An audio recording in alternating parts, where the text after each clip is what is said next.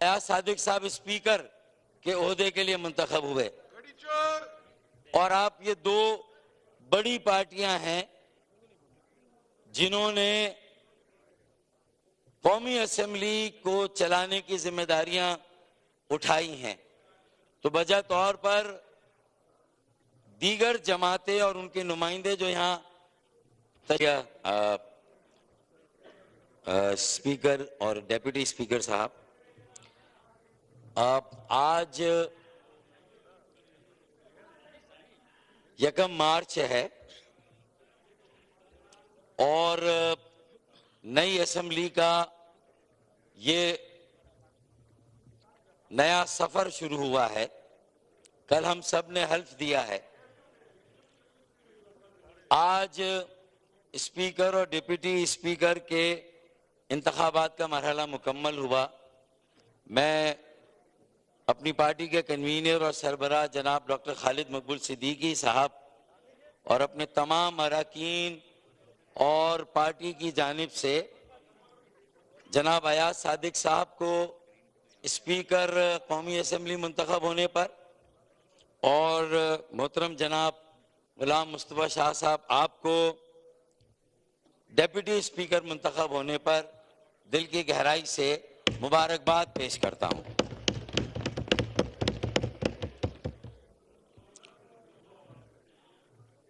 آج جب آپ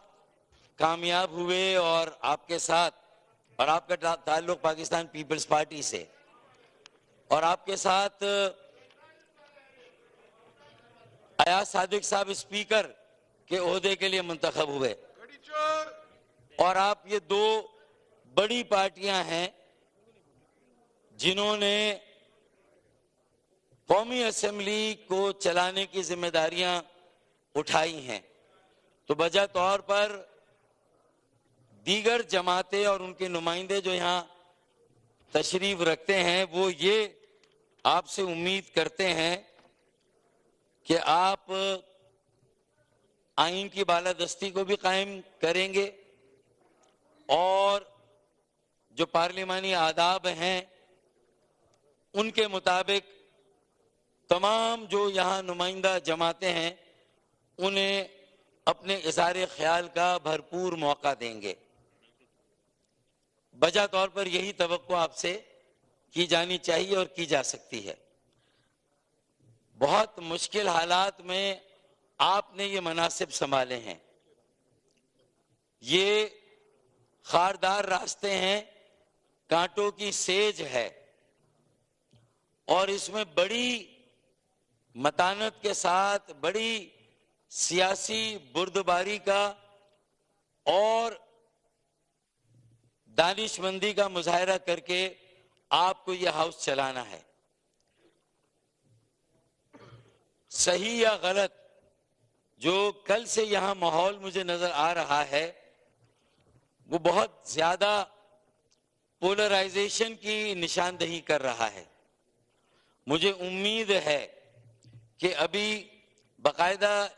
اس ہاؤس نے یہ تقسیم نہیں کی کہ ٹریجری بینچز پہ کون ہے اور اپوزیشن بینچز پر کون ہے، لیکن ایک جو رد عمل یا جو جذبات نظر آ رہے ہیں وہ اس بات کو واضح کر رہے ہیں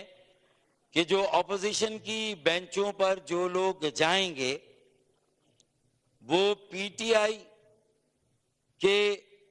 حمایت یافتہ آزاد امیدوار یا نمائندے جو کامیاب ہوئے ہیں۔ مجھے امید ہے کہ آپ کے منصب سے ہم اس بات کا خیال رکھیں گے کہ چونکہ ہم سنگین معاشی بحران میں مبتلا ہیں، غربت، بے روزگاری اور مہنگائی اس وقت ہر شہری کا سب سے بڑا مسئلہ ہے۔ میں عوام کی بات کر رہا ہوں، خواص کی بات نہیں کر رہا۔ لہذا قوم کو اس معاشی بحران سے نکالنے کے لیے جس سیاسی استحکام کی ضرورت ہے اور جمہوری عمل کو آگے بڑھانے کی ضرورت ہے، اور جو بھی بڑی نمائندہ جماعتیں ہیں جس میں پی ایم ایل این ہے، پیپلز پارٹی ہے اور پی ٹی آئی کے جو نامزد اور حمایت یافتہ آزاد نمائندے ہیں، میں آپ تینوں سے یہ ایکسپیکٹ کرتا ہوں کہ ملک کو سنگین معاشی بحران سے نکالنے کے لیے جہاں جو جماعتیں حکومت سازی کے لیے کوشش کر رہی ہیں اور حکومت بنائیں گی، اور جو جماعتیں اختلاف رائے کر کے اپوزیشن کی بینچوں پر بیٹھیں گی، تو یہ میرا فرض ہے، میں 6 مرتبہ اس قومی اسمبلی کا رکن بنا ہوں، اور آج یہ دوسرا دن ہے ہمارے اجلاس کا، اور الزام تراشی اور جوابی الزام کا سلسلہ پہلے روز سے شروع ہو گیا۔ کیا صحیح ہے کیا غلط، شاید یہ آئندہ 5 سالوں میں بھی ہم طے نہیں کر سکیں گے، کیونکہ میں اپنے کچھ دوستوں کو اپنا یہ شعر اور اپنی یہ نصیحت یاد دلاؤں جب ہم بھی اسی طرح کی صورتحال سے دوچار تھے، جس سے آج میرے دائیں جانب بیٹھے ہوئے میرے بہت سارے ساتھی خود کو جن مشکلات کا شکار سمجھتے ہیں، تو میں انہیں اور ان کے سربراہ کو بھی یہ کہتا تھا کہ میں آج زد پہ اگر ہوں تو خوش گمان نہ ہو، میں آج زد پہ اگر ہوں تو خوش گمان نہ ہو، چراغ سب کے بجھیں گے، ہوا کسی کی نہیں۔ تو یہ، اور پھر ہمیں اپنی تنظیمی کمزوریوں پر بھی نظر رکھنی چاہیے کہ ہوا کے دوش پر رکھے ہوئے چراغ ہیں ہم، جو بجھ گئے تو ہوا سے شکایتیں کیسی؟ تو بہت ساری باتیں ایسی ہیں جس میں سول سرچنگ کی بھی ضرورت ہے۔ بہت آسان ہوتا ہے خود کو 100% صحیح سمجھنا اور دوسرے کو 100% غلط سمجھنا۔ میں جن دوستوں سے مخاطب ہو کر آپ کے ذریعے سے بات کر رہا ہوں، تو مجھے اپنے دانا دوست کے طور پر لیں۔ دانا دشمن ہوتا ہے اور نادان دوست ہوتا ہے، لیکن میں دانا دوست بن کر اپنے تجربوں کی روشنی میں، اور جس طرح مسلسل اس پارلیمان میں وقت ضائع ہوتا ہے، الزام جوابی الزام، الزام جوابی الزام، تو میں صرف یہ کہہ رہا ہوں کہ کیا آج ہم اس پارلیمان کو آگے چلانے کے لیے کوئی راستہ نکال سکتے ہیں؟ کیا اسپیکر اور ڈپٹی اسپیکر کے ساتھ بیٹھ کر ہم کچھ لائے عمل، کچھ ضابطہ طے کر سکتے ہیں؟ ہم اپنا احتجاج کریں، بھرپور کریں، نعرے لگائیں، سب کچھ کریں، لیکن کیا اور جو الزامات ہیں اس پر کھڑے رہیں؟ ہائی کورٹ سے اگر پٹیشن مسترد ہو گئی ہے، الیکشن کمیشن سے مسترد ہو گئی ہے، تو ٹریبیونل میں جا کر ظاہر ہے کہ جو ہمارے پاس آپشنز اویلیبل ہیں انہی کو ایگزاسٹ کرنا ہے۔ ان آپشنز کے علاوہ ہمارے پاس کوئی اور آپشن نہیں ہے۔ ہم پاکستان سے باہر نہیں دیکھ سکتے، ہمیں پاکستان کے اندر ہی دیکھ کر ان مسائل کا حل نکالنا ہوگا۔ تو میری گفتگو کا ایک پہلو تو یہ تھا۔ دوسرا، جب آج آپ کامیاب ہوئے، ایک تاریخ رقم ہوئی ہے، تو میں آپ کو یہ بتاؤں کہ ہم نے اسی پارلیمان ہاؤس میں جو سینٹ کے ساتھ ایک کمیٹی کا روم ہے، کمیٹی روم نمبر 2 میں، جہاں دھول اڑ رہی ہے، ڈسٹ بیٹھ نہیں رہی، لوگوں کو سمجھ نہیں آ رہا کون صحیح ہے کون غلط، 25 کروڑ عوام اور ہمارا سب کا ووٹ بینک کنفیوز ہوگا، تو ہم کوئی ایسی تدابیر بھی کریں کہ اپنے انتہائی اختلاف کے باوجود کیا جو ہمیں یہ موقع ملا ہے، کیا ہم کوئی ایسا کام کر سکتے؟ دیکھیں، نوٹ کریں کہ جو انتخابی اصلاحات میں جو کچھ رہ گیا، آج جس سچویشن کا سامنا میرے دوستوں کو، بھائیوں کو ہے، تو اس کا مطلب ہے کہ جو الیکشن ریفارمز میں ہم سب نے مل کر الیکشن ایکٹ 2017 پاس کیا، اس کے تحت قواعد اور ضوابط بھی ہم نے پاس کیے، لیکن اس کے باوجود بھی اگر آج یہی صورتحال ہے، تو ہمارے ملک میں اگر کوئی فنڈامنٹل رانگ ہے یا کہیں کوئی روٹ کاز ہے، تو اس کو ایڈریس کرنے کے لیے کیا کوئی قومی اتفاق رائے انتخابات سے پہلے تمام سیاسی جماعتیں اگر آج طے کریں کہ یہ رولا ہمیشہ پڑتا ہے حکومت بنتی ہے, شروع ہوتی ہے اور کہیں نہ کہیں وہ جمود کا شکار ہو جاتی ہے. قومی اسمبلی آتی ہے اور قائم ہوتی ہے, حلف لیتے ہیں, پھر جمود کا شکار ہو جاتی ہے. تو میں یہ توجہ دلا رہا ہوں کہ کیا ہم وہی تاریخ دہرائیں گے جو 75 سالوں سے اس ملک میں ہو رہا ہے, یا ہم ان ساری بنیادی خرابیوں کا بھی مل جل کر کہیں پر کوئی توڑ کریں گے؟ سب کی اپنی اپنی باریاں آتی ہیں, اقتدار میں آنے کی بھی باریاں آتی ہیں اور پھر مشکل ترین اپوزیشن میں جانے کی بھی باریاں آتی ہیں. سب نے اس طرح کی صورتحال کا سامنا کیا ہے. ایسا نہیں ہے کہ آج کسی پر یہ برا مشکل وقت ہے وہ یہ کہہ رہا ہے, اس کا دعویٰ ہے. تو میرا یہ کہنا ہے کہ 60 سالوں تک یہ ملک مضبوط مرکز کی ٹرک کی بتی کے پیچھے لگا رہا. تو مضبوط مرکز, مضبوط پاکستان کی ضمانت ثابت نہیں ہوا تو قوم پرستوں کی آواز کو سن کر 18ویں ترمیم ہوئی, مضبوط صوبے بنے, لیکن 15 سالوں سے پھر ایک ٹرک کی بتی کے پیچھے لگ گئے اور 15 سالوں سے پاکستان کے حالات تبدیل نہیں ہوئے. آج ہم نے پاکستان کے ایک بڑی سیاسی جماعت کے ساتھ ایم کیو ایم پاکستان اور پی ایم ایل این نے ایک مفاہمتی یادداشت پر دستخط کیے, اور میں سب کی توجہ چاہتا ہوں کہ یہ وہ آئینی ترمیم ہے جس کو اگر میرے اس ہاؤس کے دائیں جانب بیٹھے والے میرے ساتھی اس پر غور کریں, اور ہم تقسیم ہے, سپلٹ مینڈیٹ ہے پاکستان کا, کیا صحیح کیا غلط یہ پتہ نہیں, مورخ طے کرے گا, آپ یا میں کون طے کرے گا یہ نہیں پتا. تو کیا کم از کم موجودہ صورتحال میں کوئی ایک ایسا ہم مشترکہ لاہ عمل اختیار کر سکتے ہیں کہ یار یہ میری آپ کی لڑائی نہیں, پاکستان کے 25 کروڑ عوام وڈیرے ہیں, جاگیردار ہیں, سرمایہ دار ہیں, خوانین ہیں, چودھری ہیں, سردار ہیں, آج بھی ان کے ہاتھوں میں یہ پاکستان ہے اور ان کے ساتھ آپ کسی کو ملا لیں.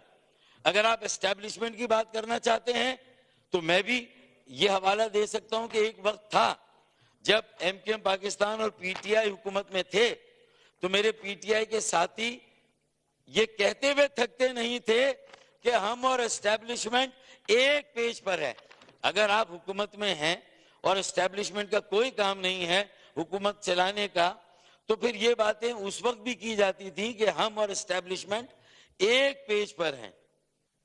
تو اس کا مطلب یہ ہے کہ آپ اس وقت بھی ایک حقیقت کا ذکر کرتے تھے, آج بھی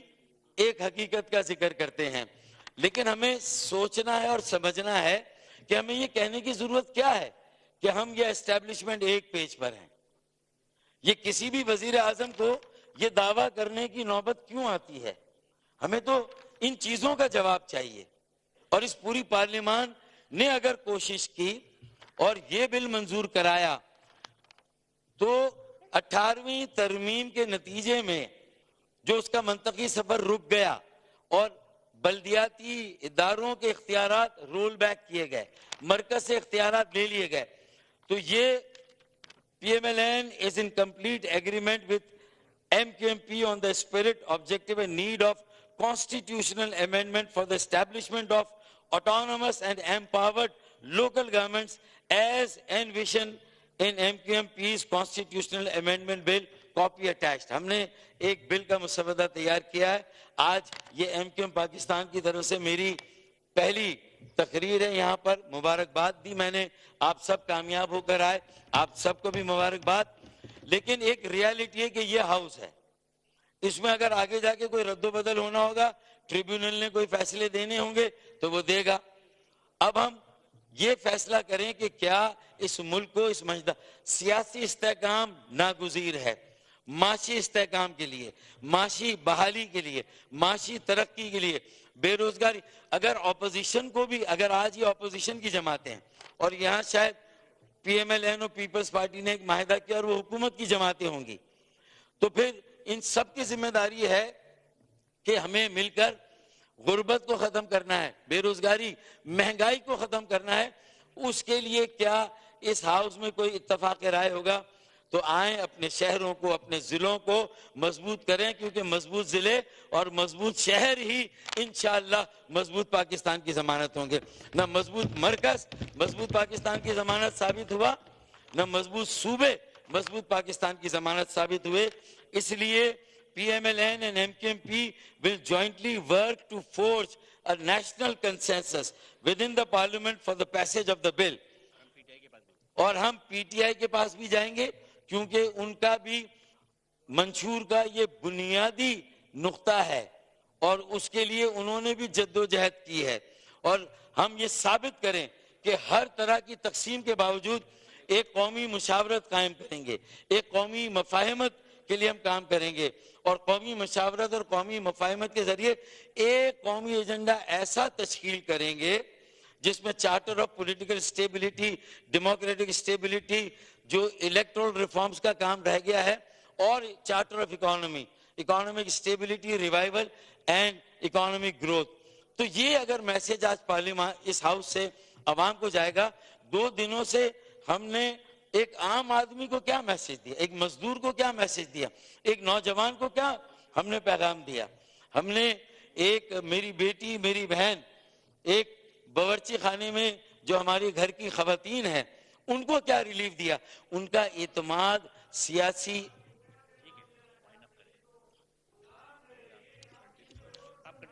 دیکھیں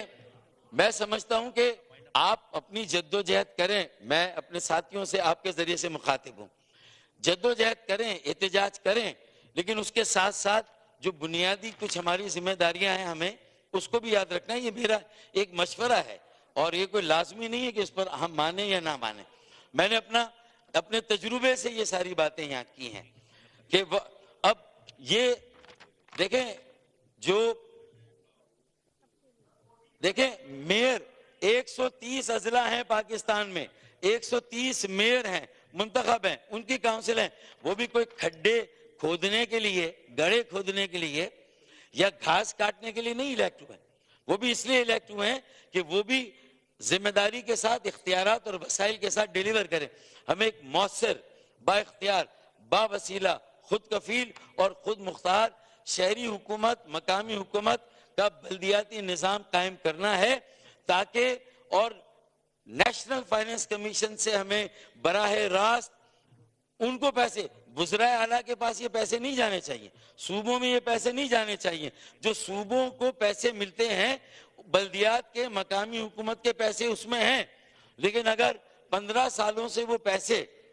بلدیاتی اداروں اور میئر حضرات کو نہیں مل رہے,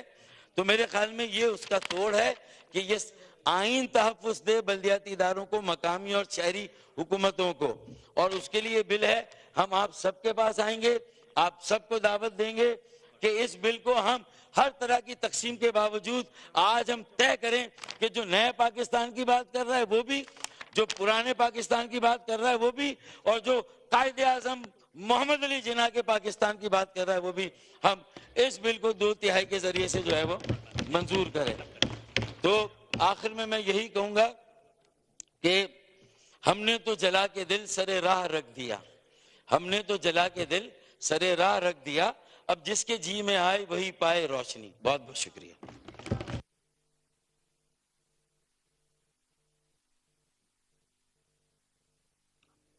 احسن اقبال صاحب. شکریہ ڈپٹی اسپیکر صاحب. سب سے پہلے میں آپ کو مبارکباد